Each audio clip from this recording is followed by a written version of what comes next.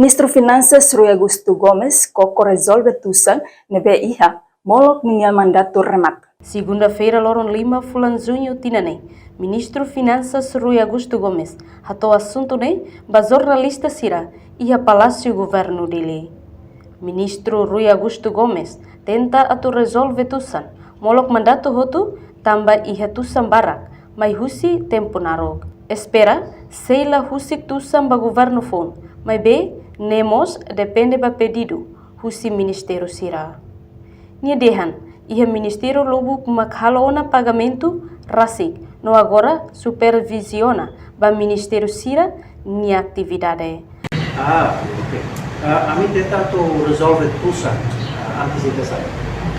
Tusan sebenarnya para que nós mais tempo não kita consegue resolver para. Tanto kami espera kata kami será o tusan dalam satu forma. Mas nemos depende da propostas de pagamento, pedido de pagamento do Ministério Sira. Então pode ser até que agora e o Ministério novo que a você tem pagamento rápido, descentraliza na base. Tanto kita pode ser até bagus rápido diretamente o Ministério Sira. Kami agora supervisiona se punya atividade. O Ministério já não tem a tusan mas depois kita bela. Enfim, pode ser nesse caminho.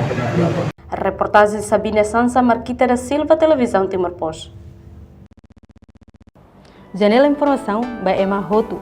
Atuheta informação atual diakliu kita haluha haneham botão subscribe, like, halo comentário no fahet tutang ba media sosial Hotu.